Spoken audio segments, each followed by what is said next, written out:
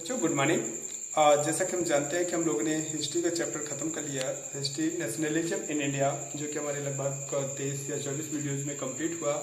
And मैंने अपनी तरफ से पूरी कोशिश किया इस चैप्टर को प्रॉपरली पढ़ाने का। एक एक पॉइंट मैंने कवर किया। आफ्टर दैट आप इसके जो प्रॉब्लम्स हैं या आपके जो कन्फ्यूजन है, इन्हें आप कलेक्ट करिए, इकट्ठा करिएगा। और इस वीक में मैं कोई 1-2 क्लासेस आपकी लाइव क्लास लूँगा। उनके थ्रू हम लोग जो भी आपकी प्रॉब्लम्स हैं नेशनलिज्म इन इंडिया की, उनको आप कलेक्ट करके रखिएगा, वो आप पूछिएगा। मैं लाइव क्लासेस में आपकी प्रॉब्लम्स ही सॉल्व करूँगा। Wherever you have the problems, जहाँ से भी आपको प्रॉब्लम्स आएंगी या जहाँ से भी आप छांट करके प्रॉब्लम्स निकालेंगे नेशनलिज्म इन इंडिया से, वो हम सॉर्ट आउट करेंगे बच्चों। तो किसी दिन इस वीक में किसी भी दिन में हमारी लाइव क्लास 1-2 दिन होंगी, 1-2 दिन हम लाइव क्लास लेंगे आप लोगों की।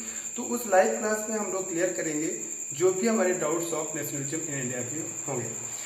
वैसे तो मैंने अपने वीडियो में प्रॉपरली इस चीज़ को कोशिश किया है कि आपकी कोई ऐसी कोई प्रॉब्लम्स ना रह जाए। Every problems has been sort out by me. मैंने पूरी कोशिश यही किया। But after that if you have any confusion, any problems या other topic which has not discussed by me, जैसे एक दिन क्लास 10 ई या एफ का कोई लड़का कह रहा था कि सर आपने ट्राइबल मूवमेंट्स नहीं पढ़ाया। हाँ, मुझे याद है कि मैंने अपने वीडियोज में अलूरी सीताराम राजू, जो कि आंध्र प्रदेश के एक ट्राइबल कम्युनिटी से बिलोंग करते थे, उनको मैंने अपने वीडियो में डिस्कस नहीं किया है।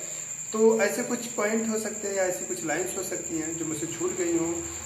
मे बी पॉसिबल्स मैंने कुछ बहुत ज़्यादा पढ़ा दिया है, बुक से बहुत एक्स्ट्रा पढ़ा दिया है। But sometimes some lines can be possibles which are not discussed by me. तो ऐसा पॉसिबल हो सकता है, ऐसे मे बी पॉसिबल्स, ऐसी सिचुएशन आ सकती है। तो उसके बारे में हमें कोई प्रॉब्लमेटिक होने की जरूरत नहीं है। आप लोग बुक पढ़ लीजिएगा, फिर इसके बाद जो भी लाइव क्लास में जो भी छूटा है या जहाँ से कहीं भी कंफ्यूजन है आपको पूछिएगा।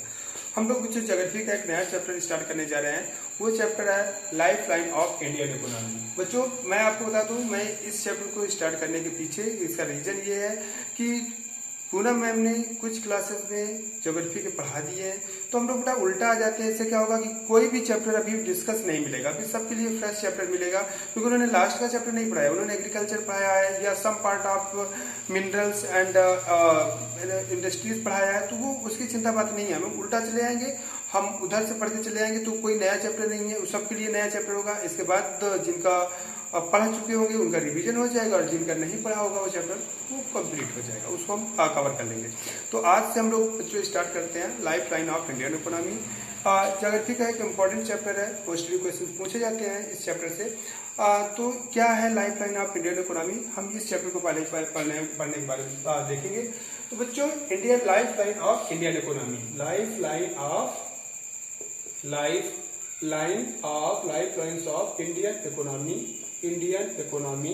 इकोनॉमी चैप्टर का नाम बच्चों life line of Indian economy है, Indian economy.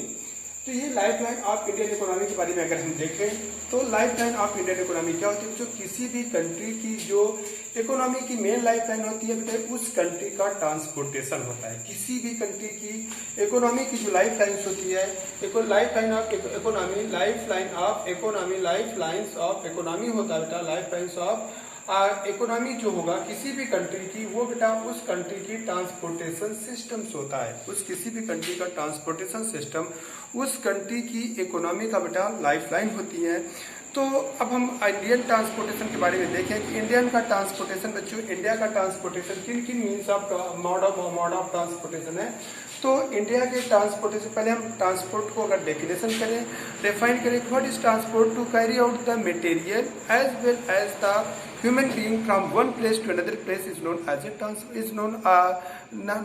transport, and by which means it is also performed is known as a transportation. Transport क्या होता है? किसी भी मटेरियल को या पीपल को या किसी लिविंग एनिमल्स को one place to another place carry out करना, ले जाना, that is known as a transportation. तो ट्रांसपोर्टेशन अगर देखा जाए इंडिया में मीन्स ऑफ ट्रांसपोर्टेशन को बेटे 3 ग्रुपों में डिवाइड किया जा सकता है। ट्रांसपोर्ट ऑफ इंडिया को, ट्रांसपोर्ट ऑफ इंडिया को बेटा हम 3 पार्टों में, 3 ग्रुप में डिवाइड कर सकते हैं। पहला बच्चों होता है लैंड ट्रांसपोर्ट, पहला बच्चों लैंड ट्रांसपोर्ट। दूसरा होता है बेटा वाटर ट्रांसपोर्ट, ट्रांसपोर्ट, और तीसरा बच्चों होता है air transport. Air transport, air transport,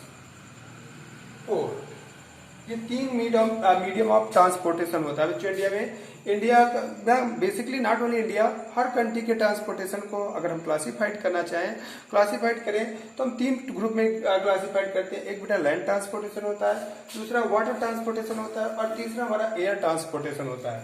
बाद में बेटे हम लैंड ट्रांसपोर्टेशन को फिर तीन ग्रुप में डिवाइड करते हैं। एक होता है बेटा रोडवेज, एक रोडवेज, एक होता है बेटा हमारे पास रेलवेज, और तीसरा होता है पाइपलाइंस। ये बेटे न्यू मीन्स ऑफ ट्रांसपोर्टेशन है। पहला हमारा बच्चों होता है रोडवेज, पहला मीन्स ऑफ ट्रांसपोर्टेशन रोडवेज, दूसरा रेलवेज, और तीसरा पाइपलाइंस होता है। ये लैंड ट्रांसपोर्टेशन के पार्ट होंगे। हमने पूरे ट्रांसपोर्टेशन सिस्टम को हमने तीन ग्रुप में डिवाइड किया। एक हमारा होता है बेटा लैंड ट्रांसपोर्टेशन, दूसरा होता है वाटर ट्रांसपोर्टेशन, और तीसरा होता है बेटा एयर ट्रांसपोर्टेशन। फिर हमने लैंड ट्रांसपोर्टेशन को तीन ग्रुप में फिर डिवाइड किया। पहला हमारा होता है बच्चों रोडवेज, दूसरा होता है रेलवेज, और तीसरा होता है पाइपलाइंस। पाइपलाइंस थोड़ा सा न्यू मीन्स ऑफ ट्रांसपोर्टेशन तुमको लग रहा होगा। पाइपलाइन से बेटा पैसेंजर्स नहीं ट्रांसपोर्ट किए जाते, पाइपलाइन से स्लरी मतलब मेल्टेड मटेरियल्स या लिक्विड फॉर्म ऑफ या गैसेस फॉर्म ऑफ मटेरियल्स को one place to another place transport किया जाता है। लाइक मेल्टेड आयरन है, या लाइक आपका मिनरल्स ऑयल है, या लाइक आपका LPG एंड CNG गैसेस है।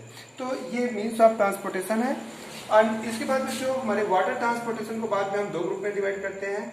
एक बच्चों इनलैंड वाटरवेज,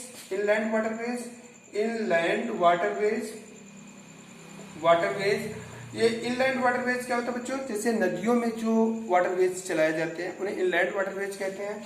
और ओवरसीज वाटरवेज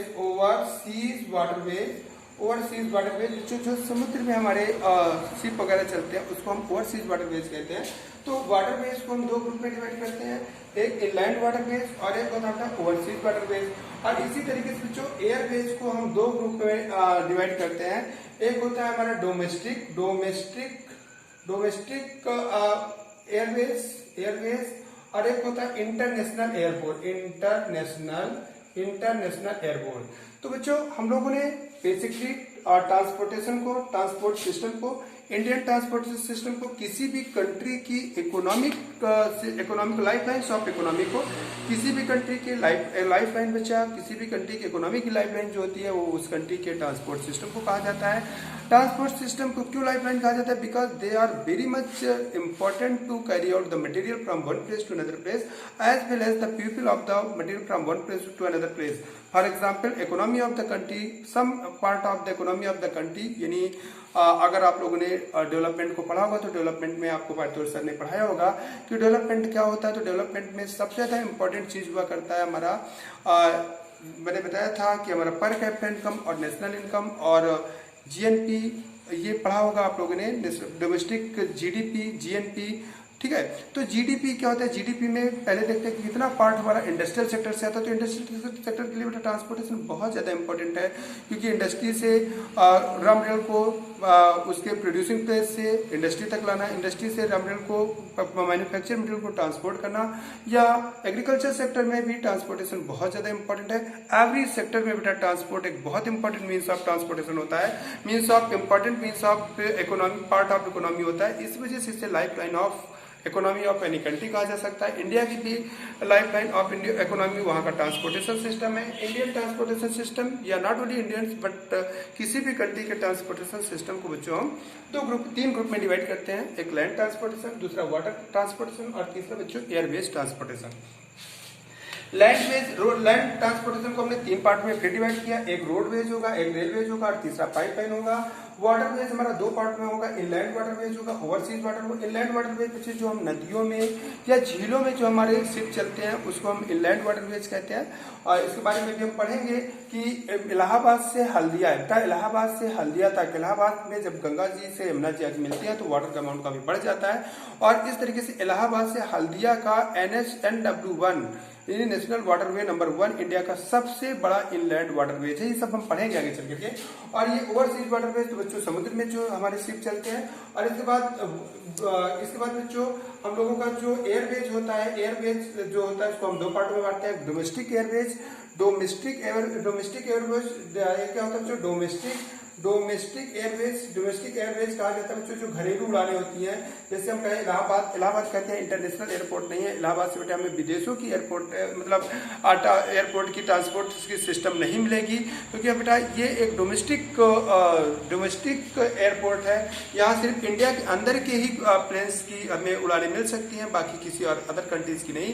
तो इंटरनेशनल एयरपोर्ट जैसे ये इंपॉर्टेंट है बेटा, यहाँ से मैप भी खूब पूछा जाता है। और इंटरनेशनल जहाँ से बच्चों हम दूसरे देशों के लिए जिन एयरलाइंस के थ्रू हम एक कंट्री से दूसरे कंट्रीज की यात्रा करते हैं उसे इंटरनेशनल एयरपोर्ट नेशनल एयरवेज कहते हैं, इंटरनेशनल एयरवेज का हिस्सा कहते हैं। कुछ कंपनी को बेटा डोमेस्टिक एयरवेज का चलाने का अधिकार है, कुछ कंपनी को केवल इंटरनेशनल एयरपोर्ट चलाने का अधिकार है।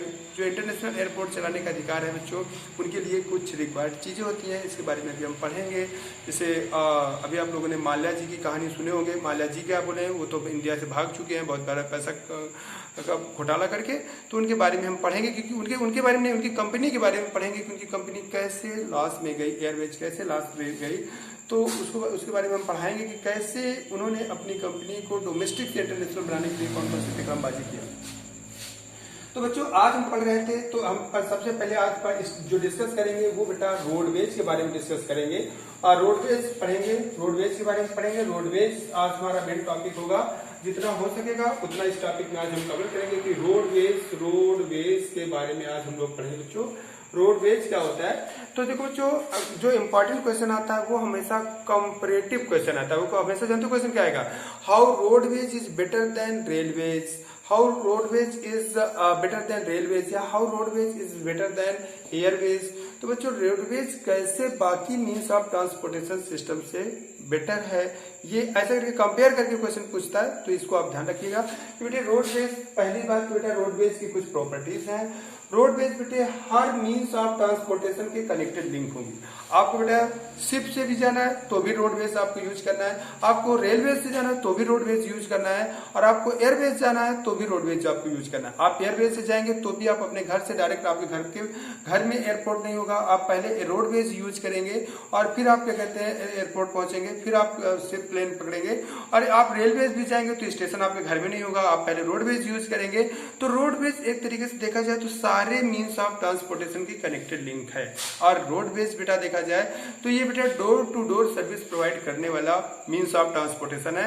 रेलवेज में बेटा ये नहीं होगा कि हमारा घर आ गया तो हम ट्रेन को हवा देकर के रुकवा लें और हम कहें कि नहीं रोक दो हमारा घर आ गया, नहीं। और लेकिन रोडवेज में बेटा हम डोर टू डोर सर्विस लेते हैं, कोई भी प्रोडक्ट आता है तो हमारे घर में आकर के उतरता है। और यह क्या कहते हैं, हमको अगर रोडवेज से जा रहे हैं तो हम अपने घर के पास बस को रुकवाते हैं, भैया रोक दो। तो इस तरीके से रोडवेज एक बेटे ऐसा मीन्स ऑफ ट्रांसपोर्टेशन है जो हमें door to door service provide करता है। और बच्चे दूसरी चीज रोडवेज की बेटे दूसरी प्रॉपर्टी होती है, roadways short and medium distance के लिए बेस्ट मीन्स ऑफ ट्रांसपोर्टेशन है, चाहे वो पब्लिक ट्रांसपोर्टेशन हो और चाहे वो क्या नाम से गुड्स या मटेरियल ट्रांसपोर्टेशन हो। अगर शॉर्ट और मीडियम डिस्टेंस के लिए हमें यूज करना है बेटा तो हमें, और इसके बाद इंडिविजुअल के लिए सिर्फ रोडवेज ही बेटर है, रोडवेज के लिए ही हम यूज कर सकते हैं। अगर इंडिविजुअल व्हीकल्स हम यूज करते हैं तो रोडवेज ही बेटर है then other means of the transportation.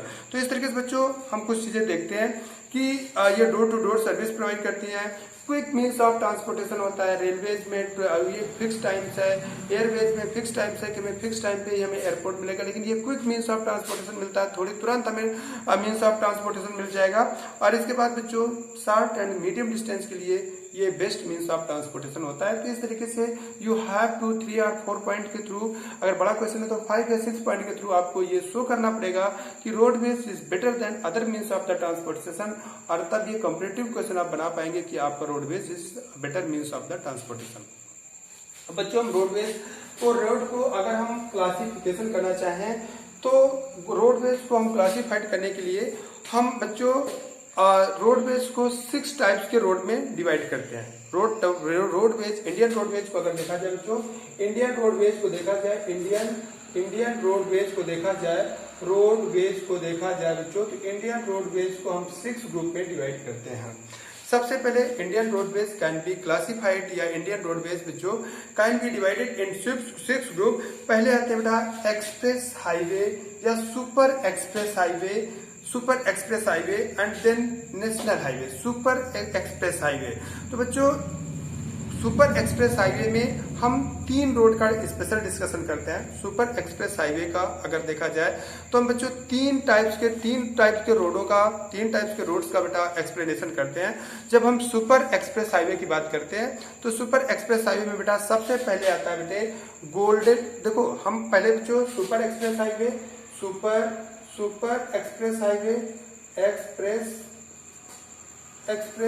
की बात करेंगे बच्चों, हाईवेज की बात करेंगे। और दूसरा बेटे हम लोग नेशनल हाईवेज के बारे में बात करेंगे, नेशनल रोड्स। और फिर बच्चों स्टेट रोड्स, फिर बेटे डिस्ट्रिक्ट रोड। और फिर बच्चों डिस्ट्रिक्ट रोड के बाद बेटा विलेज रोड। तो 1 2 3 4 5 और 6 बच्चों विलेज रोड के बाद डिस्ट्रिक्ट रोड और विलेज रोड के बाद हम लोग आएंगे बेटा बॉर्डर रोड।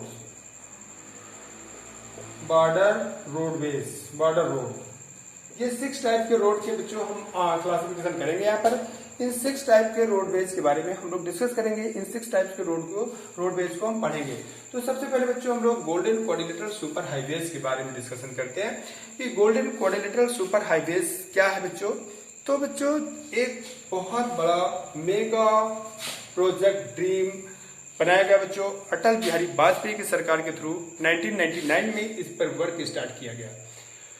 1999 में बच्चों जैसा कि आप लोग जानते हैं कि 1998 में अटल बिहारी वाजपेयी प्रधानमंत्री बने। वैसे तो बच्चों 1996 में भी प्रधानमंत्री बने थे, लेकिन ओनली फॉर 13 डेज के लिए बने थे। 13 डेज के लिए प्रधानमंत्री अटल बिहारी वाजपेयी बने। जैसा कि आप लोग जानते हैं प्रधानमंत्री का जो टाइम पीरियड है आप लोग रट लें। प्रधानमंत्री सबसे पहले जवाहरलाल नेहरू बने। जवाहरलाल नेहरू कब बने बेटे? अगस्त 1946 में उन्हें पीएम बनाया गया और 1964 तक अपने डेथ तक वो इंडिया के पीएम बने रहे। 1964 में उनके डेथ के बाद बच्चों लाल बहादुर शास्त्री पीएम बने और वो 1966 तक बने रहे, वो भी अपनी डेथ तक ही बने रहे। और ताशकंद जो कि रशिया का एक शहर है वहां पर वो गए थे पाकिस्तान वार के बाद, वहीं पर उनकी डेथ हुई 1966 में। 1966 में तो इंडिया के प्रधानमंत्री जो बने वो इंदिरा गांधी बनी और 1977 तक वो लगातार पीएम बनी रही। इलेक्शन बीच में होते रहे, इलेक्शन जीतती रही।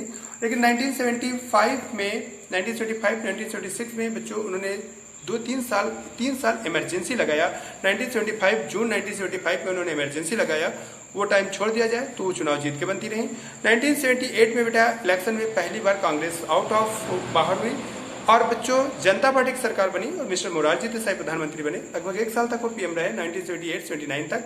और 1979 में फिर इलेक्शन नहीं हुए बल्कि उन्हें रिप्लेस किया गया और मिस्टर चौधरी चरण सिंह इंडिया के पीएम बने। 1978-9 तक रहे। 1980 में इलेक्शन हुए, फिर से बेटा इंदिरा गांधी प्रधानमंत्री बनी। 1984 तक रहे। 1984 में उनका मर्डर हो गया।